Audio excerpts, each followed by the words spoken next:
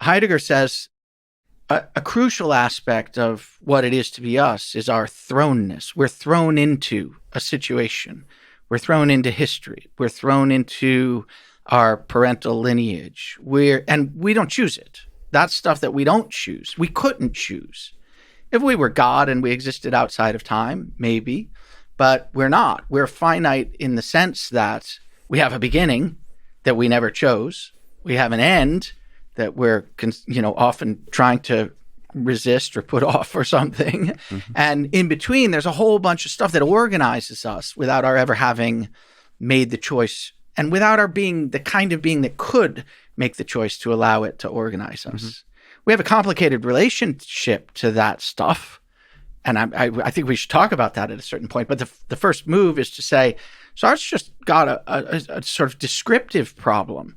He's missed this basic fact that there has to be an awful lot about us that's settled without our having made the choice to settle it that way. Right. The thrownness of life. Yeah. Exactly. That's a fundamental part of life. You can't just escape it. Exactly. You can't escape it altogether. Yeah, exactly. You can't escape it altogether. But nevertheless, you are riding a wave and you make a decision of in the riding of the wave. You can't control the wave, but you should be as you ride it, you should be making certain kinds of decisions and take responsibility for it. So why does this matter at all, the chain of decisions you make? Good. Well, because they constitute you. They make you the person that you are. So here's what's the opposite view? What's this view against?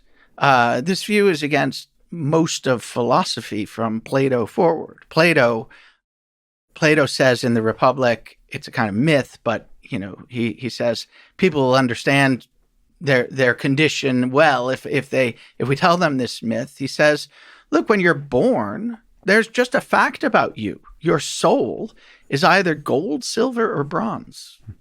Those are the three kinds of people there are. And you're born that way. And if your soul is gold, then we should identify that and make you a philosopher king. Yeah. And if your soul is silver, well, you're not going to be a philosopher king. You're not capable of it. But you could be a good warrior, and we should make you that. And if your soul is bronze, then you should be a farmer, laborer, something like that. And that's a fact about you that identifies you forever and for always, independent of anything you do about it. Mm-hmm. And so that's the alternative view. And you could have modern versions of it. You could say the thing that identifies you is your IQ, mm-hmm. or your genetic makeup, mm-hmm. or the percentage of fast twitch muscle fibers you've got, mm-hmm. or whatever. It could be something totally independent of any choice that you've made, independent of the kind of thing about which you could make a choice. Mm-hmm. And it categorizes you. It makes you the person that you are. That's the thing that Sartre and the existentialists are against.